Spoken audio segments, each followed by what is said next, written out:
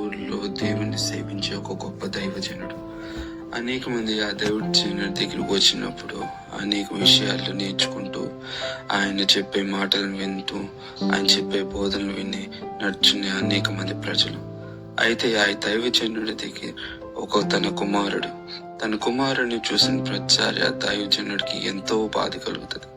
తన కుమారుడు ఇంకా ఎటువంటి బాధ్యతలు తీసుకోకుండా, ఇంకా తనకు నచ్చినట్టు జీవిస్తూ, ఎటువంటి దిగులు చింత లేకుండా తన జీవిస్తున్న ఆ కుమారుని చూసి దైవజనుడు ఎంతో బాధపడుతున్నాడు. అయితే వయసు పెరుగుతున్న ఆ దైవజనుడు తను నిర్ణయించాడు, ఇలానే ఉంటే తను ఇంకా తనకి ఇష్టానుసారమైన జీవితం జీవిస్తాడు, తన జీవితానికి ఒక లక్ష్యం ఉండకపోవచ్చని తలచిన ఆ దైవజనుడికి ఒక ఆలోచన తట్టింది. తను నిర్ణయించుకున్నాడు తన కుమారుని ఎలాగైనా సరి చేయాలని. అప్పుడు ఆ దైవజనుడు తన యొక్క కుమారుడి యొక్క కొన్ని బట్టలని సర్ది ఒక బ్యాగ్లో ఒక మ్యాప్ని అక్కడ ఆయనకి ఇచ్చిన అనుకుంటున్నాడు.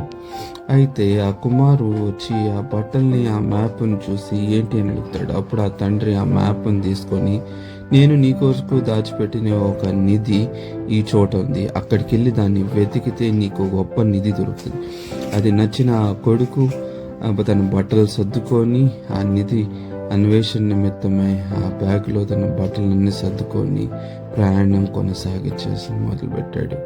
అయితే ఆ ప్రయాణంలో తనకి ఎదురైన అనేకమైన ఇరుకులు, బాధలు, ఎండలు, వానలు ఎన్నో చూసి అనుకుంటున్నాడు. అప్పుడు ఆ కుమారుడు ఆగాడు.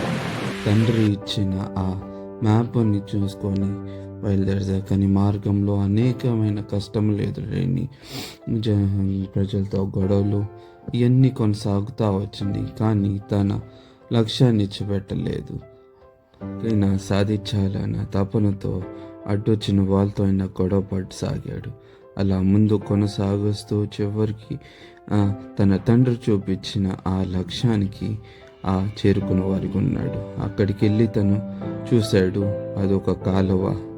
కానీ తను చేరేసరికి తను గ్రహించింది ఏంటంటే అక్కడే ఆ కాలువ ఎండిపోయి ఉన్నది. తను ఆలోచించాడు, అయితే ఈ స్థలంలో ఒకసారి వెతికితే ఇక్కడ నిధి ఉండొచ్చని తను ప్రయత్నించాడు. అయితే అక్కడ తను నిధిని వెతకటం మొదలుపెట్టాడు. చూస్తూ ఉన్నాడు, కానీ తనకి అక్కడ ఏ నిధి దొరకలేదు. తను చూశాడు, ఇక్కడ నిధి లేదు. తను అక్కడ మ్యాప్ను పడేసి తను తిరుగు ప్రయాణం మొదలుపెట్టాడు. కానీ ఈసారి తన తిరుగు ప్రయాణం చాలా సంతోషంగా వచ్చింది. తను చాలా నేర్చుకుంటూ వచ్చాడు. ఎవరితో అయితే గొడవ పడ్డాడో తను వాళ్ళని మళ్ళా కలిసి వాళ్ళతో మధురమైన క్షణాలు పంచుకున్నాడు. తను ఎలా జీవించాలో అని నేర్చుకున్నాడు. డబ్బులు అయిపోయినప్పటికీ తను ఆ డబ్బులతో ఎలా బతకాలో నేర్చుకున్నాడు. చివరికి తిరిగి ఇంటికి వస్తున్న సమయంలో తండ్రి తను చూసి ఆనందంతో కౌగిలించుకున్నప్పుడు తండ్రి అడిగాడు, నీ ప్రయాణం ఎలా ఉందని. అప్పుడు ఆ కొడుకు చెప్పాడు, అక్కడ బహుశా నేను చాలా లేటుకి వెళ్ళినట్టున్నాను, దానివల్ల అక్కడ నిధి ఎవరో తీసుకెళ్ళిపోయారు. అప్పుడు తండ్రికి ఆశ్చర్యం వేసి, నీకు ఒక విషయం చెప్తాను. అప్పుడు ఆ తండ్రి, ఈ లోకంలో చాలామంది ఒక గురి కలిగి, ఒక లక్ష్యం కలిగి ఆ లక్ష్యం వైపు పరిగెత్తే వాళ్ళు ఉంటారు. కానీ వాళ్ళు పరిగెత్తే ఆ లక్ష్యం వైపు వాళ్ళ జీవితంలో వాళ్ళు ఏమి కోల్పోతున్నారో అనే విషయాన్ని కూడా వాళ్ళు గ్రహించేవారిగా ఉండరు. వాళ్ళ జీవితంలో చిన్న చిన్న ఆనందాలను కూడా కోల్పోయేవారు ఉన్నారు.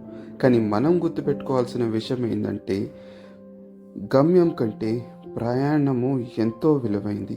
మనం ప్రయాణించే ప్రతిరోజు, జీవించే ప్రతిరోజు సంతోషకరమైన జీవితం ఉండాలి, బాధ్యత రూపంగా ఉండాలి. బాధ్యతతో కూడిన సంతోషకరమైన జీవితాన్ని మనం అనుభవించేవారిగా ఉండాలి. అలా మా ప్రయాణాన్ని సంతోషకరంగా ఉంచిన మా తండ్రికి మా హృదయపూర్వక జన్మదిన శుభాకాంక్షలు.